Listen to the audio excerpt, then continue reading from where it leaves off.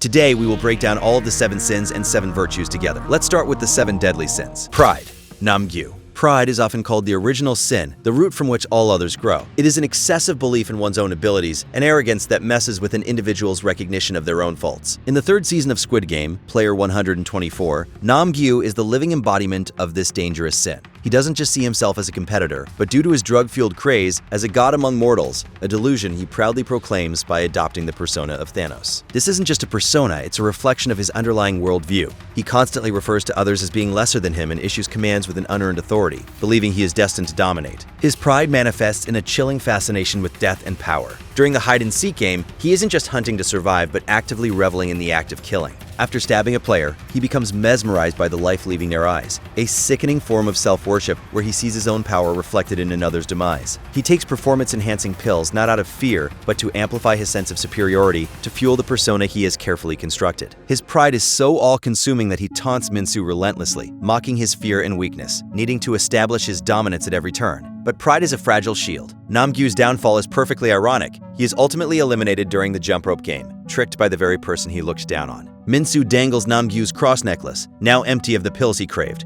forcing him onto the treacherous path where his arrogance can't save him. He freezes seeing the necklace empty, betrayed by his own pride, and is wiped away. A powerful lesson that the higher ego lifts you, the harder you fall. And nobody shows the highest levels in life than the VIPs. Greed.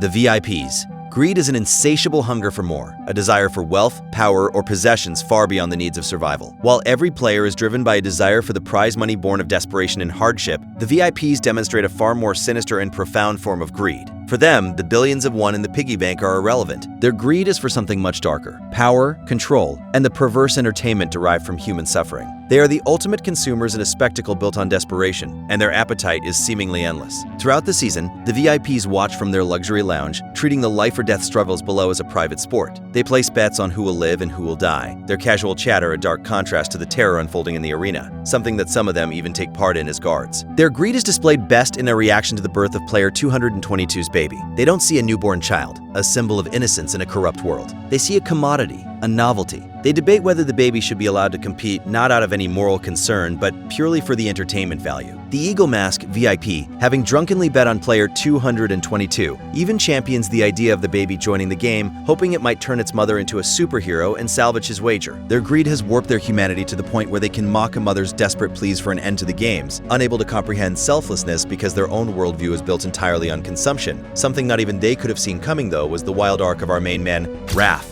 Gi-hun, it begins as a silent, simmering rage after the revolt, where he is chained to a bed, a wild animal caged. He reflects and builds hate for those he feels have betrayed the hope of rebellion, particularly Dae-ho. His hunt for Dae-ho during the hide-and-seek game is terrifying in its quiet intensity. He moves like a predator, a silent force of vengeance, his silence more menacing than any war cry. This wrath, however, evolves beyond personal vengeance. It transforms into a fury against the entire system itself. The frontman recognizes this immense anger and tries to manipulate it for his own ends, offering Gi-hun a knife and the chance to slit the throats of the other sleeping players. He wants Gi-hun to become a monster, to channel his wrath into furthering the game's bloody ends. But Gi-hun's wrath is ultimately one of righteousness. He rejects this path, though his fury does not vanish. It results in the final game where, after winning, he commits the ultimate act of defiance. He looks at the VIPs, at the system that feeds on suffering, and chooses to eliminate himself, rejecting the clear path in front of him to kill the child. His death is not an act of despair, but his final explosive expression of wrath against a world he refuses to accept, a righteous anger that chooses the void over a victory drenched in the blood of others. Not everybody had such a pleasant story, though. Envy, Yong-sik. Envy is the bitter resentment one feels towards someone who possesses something they desire, whether it's a quality, a possession, or the affection of others. Player 007, Yong-sik, is consumed by this corrosive sin. He's defined by a deep-seated feeling of inferiority, a weakness that even his own mother, player 149, recognizes and reminds him of. He is a coward. He knows it, and he hates it too. This self-loathing morphs into envy whenever he's confronted with the strength, love, or respect that others command. He doesn't just want what they have, he hates them for having it. His envy festers throughout the games. During the hide-and-seek challenge, he hesitates, crippled by fear, and is only saved by the intervention of another player. The symbolism of his glasses being crushed underfoot highlights his perceived fragility and helplessness. This building envy reaches its climax when he confronts player 222 and her newborn baby at the exit. The baby represents everything he lacks: innocence, protection, and unconditional love. He sees the bond between mother and child, a bond he feels has been denied to him, and he lashes out. His attempt to kill the baby isn't purely about survival, but also an envious attempt to destroy a symbol of the affection he craves but feels he can never attain. In a moment of tragic irony, his own mother, in a desperate act to stop his envious rage, is forced to kill him. He dies a victim of his own bitterness, destroyed by the jealousy that poisoned his heart. He wasn't the only one who sought something greater, however. Lust. Myung-gi. In the context of the deadly sins, lust is not limited to the flesh. It is an intense, obsessive, and often corrupting desire for something, be it power, control, or another person. For player 333 Myung-gi, his lust is for ownership over his child's fate. What begins as a seemingly noble protective instinct quickly warps into a possessive and destructive obsession. He wants to save his baby, but only on his terms, and he is willing to sacrifice anyone who stands in his way. This twisted desire, disguised as love, becomes his driving force and his ultimate undoing. The first clear sign of his lust for control is when he stabs player 120. She was a key ally and protector to the pregnant player 222. But in his single-minded obsession, Myung-gi saw her as an obstacle to his own plan.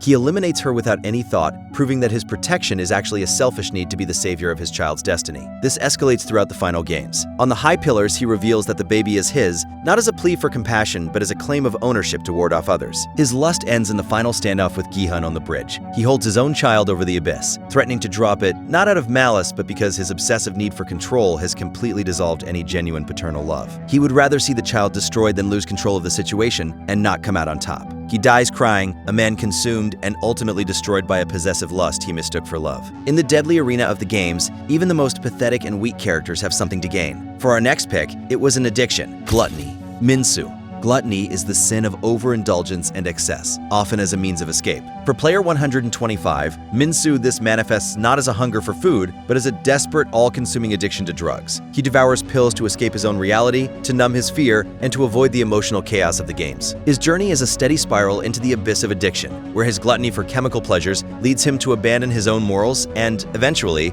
his life. He is a coward, and he uses the pills to conceal his cowardice rather than confront it. From the moment he is seen in Season 3, his addiction is central to his character. He finds Namgyu's cross, a symbol of faith, and turns to its contents as his only salvation. He takes them to numb the taunts, to blur the edges of the horrors around him, and to retreat into a fantasy world. His gluttony for escape becomes most vivid during his final moments. During the final pillar game, he is lost in hallucinations, seeing figures from his past like Semi and Thanos. His death is the ultimate act of this overindulgence. As the other players conspire to push him off the pillar, he is already gone, reaching out for the hand of a hallucinated Semi. He seems to willingly fall into the abyss, choosing a final, fatal escape over facing a depressive and painful reality. His gluttony wasn't for life or flesh, but for the sweet, deceptive release of non-existence. Sloth, player 100. Sloth is not just physical laziness. Even though this guy could definitely use a gym membership, it's a moral and spiritual apathy, an avoidance of responsibility and risk. Player 100 is the master of this passive evil. He navigates the games not with strength or some great intelligence, but with a calculated opportunism. He embodies sloth by consistently choosing the path of least resistance, riding the backs of far stronger allies and betraying them the moment it becomes convenient. He avoids all personal risk, preferring to watch others do the hard and dirty work, only to swoop in and claim a share of the rewards. His moral laziness is on full display throughout the season. In the hide-and-seek game, when cornered by another player, he doesn't hesitate to shove his companion toward a killer to create a diversion for his own escape. He holds the door shut and listens, his survival bought with another's life, an act of pure cowardly self-preservation. On the high pillars, he is the chief architect of the democratic eliminations. He orchestrates the group votes to target the weakest members, like the baby and the drug-addicted Minsu, because it allows him to deflect personal responsibility. He never wants to be the one to push. He wants the group to do it, to remove himself from guilt. His sloth is a refusal to engage in any difficult moral acts, a constant apathy that makes him just as dangerous as the more actively dangerous players. He is a parasite, surviving by conserving his energy and his conscience, a perfect product of a system that rewards those who do nothing while others destroy each other. So these are the 7 deadly sins as characters from Season 3 of Squid Game. Do you agree with our picks? Are there any you'd change? Let us know in the comments below. Now let's talk about the 7 heavenly virtues. In the brutal world of Squid Game, a player's humanity is often the first casualty. The games are designed to strip away their morals to reduce people to their most primal instincts for survival. Yet even in the darkest corners of this manufactured hell, glimmers of virtue can shine through. We're about to break down characters who represent the 7 heavenly virtues from Christianity, people who held on to goodness despite the crazy circumstances. So be sure to subscribe and let's get into it. Charity, Hyunju. Charity in its purest form is selfless love and the willingness to sacrifice for others. In the arena, where every other player is a rival, this virtue seems impossible. But player 120, Hyunju, lived and died as its perfect embodiment. From the start, her mission was not just her own survival, but the protection of the most vulnerable among them, the pregnant player 222, Junhei, and by extension, her unborn child. Her charity was a fierce, active defense of their lives. When player 226 targeted the helpless mother-to-be, player 120 didn't hesitate. She stepped into the path of danger, taking him on in a brutal knife fight. She fought with skill and desperation, ultimately using a judo throw to overpower him and end the threat not for a point in the game, but to save the lives of those she had sworn to protect. This single act displayed a commitment far beyond self-interest. This protective instinct defined her every move. She led her small group, which included player 149, through the deadly maze using her intelligence to navigate the key unlock system. The ultimate expression of her selfless love came in her final moments. Having discovered an exit, a path to safety, her first thought was not to save herself, but to rush back and share the news with Junhee and the others. As she announced their salvation, her hope was cut short by a blade in the back, delivered by player 333. She died giving everything, asking for nothing in return. A true martyr in an unholy game. Kindness. Jum-ja. Kindness is the capacity for empathy and compassion,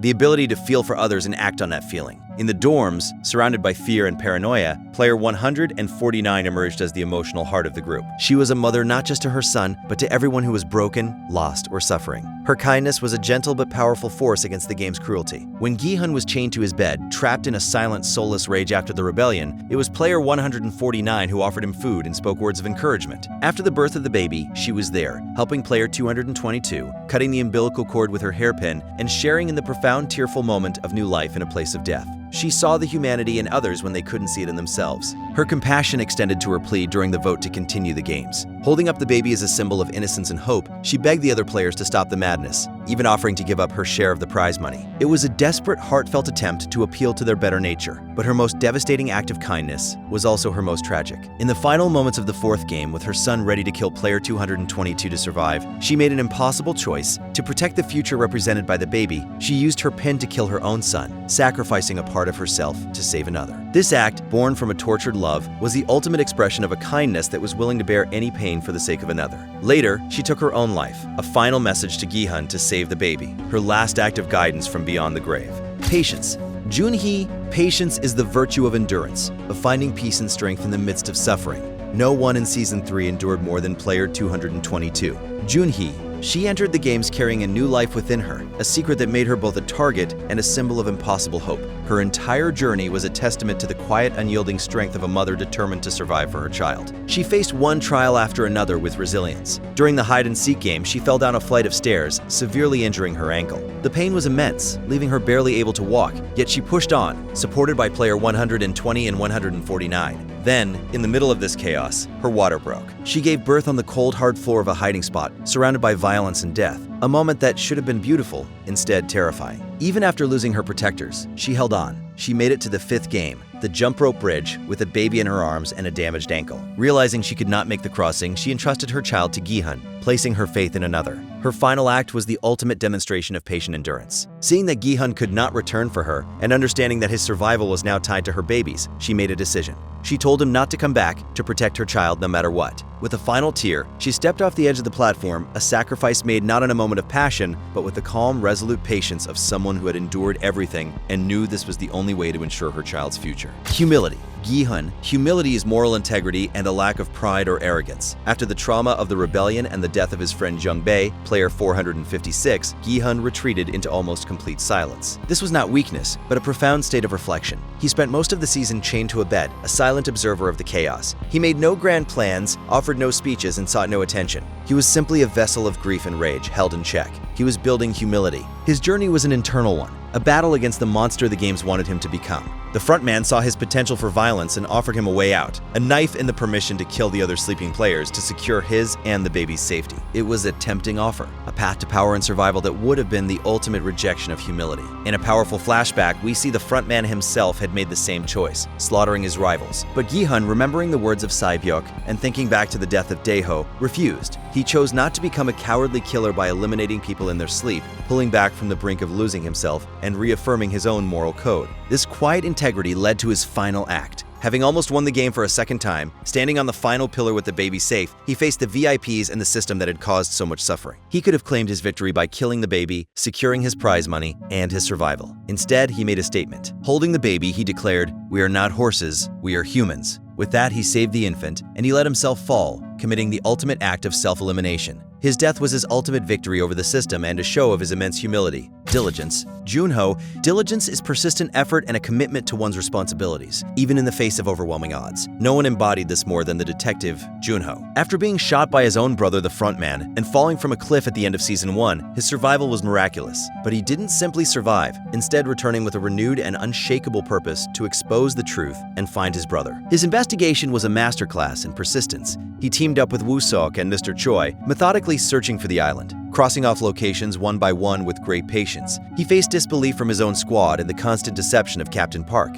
who was secretly working for the games. When Woo-seok's instincts picked up on Park's treachery, Junho, initially defensive of the man who saved him, eventually had to confront the conspiracy. He never gave up, even when every lead seemed to be a dead end. His diligence paid off when he finally located the right island. In the explosive climax, he was forced to confront Captain Park, who revealed he was only following orders to keep Junho alive. Left as the only survivor on the boat, he didn't falter. He rescued player 246, called the Coast Guard, and infiltrated the island one last time as it was about to self-destruct. Though he couldn't save his brother, he did bring the full weight of the law to the game's doorstep, and ultimately took responsibility for the prize money in baby 222, ensuring she was safe. Temperance. Frontman. Temperance is the virtue of self-control and restraint, often in the face of extreme emotion or temptation. It's an ironic pick for the man running the games, but the frontman, In-ho, wields temperance as his greatest weapon. He is not a man driven by chaotic passion. He is, instead, a figure of deep and chilling self-control. While the players, and even the VIPs, descend into insanity, he remains the calm, calculating center of the storm.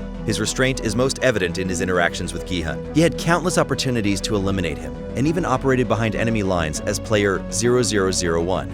Yet, he kept him alive. He didn't just observe, he actively tried to guide him. He offered Gi-hun a knife not out of a desire for bloodshed, but as a test, a calculated proposal to turn Gi-hun into a survivor like himself. He wanted Gi-hun to choose a path of ruthless control, the same path he once took. He saw a successor, and his attempts to mold him were a form of twisted, restrained mentorship. This control defines his role. He manages the egos of the VIPs, predicts the outcomes of the votes with unnerving accuracy, and orchestrates the games with the precision of a chess master. When Gi-hun ultimately rejects his path and chooses self-sacrifice, the frontman's reaction is not rage, but a quiet, emotional lowering of his head. In that moment, we see the man behind the mask, a man who, for all his villainy, is governed by a deep and terrifying self-control. He is not good, but he is never out of control in his evil. Chastity, no Yule. Chastity, in this context, represents a purity of heart and an undying moral code. No Yule begins her journey in the most corrupt part of the entire operation, the organ harvesting ring. She wears the mask of a guard, complicit in a horrific business. Yet deep inside, she refused to let her soul be sold.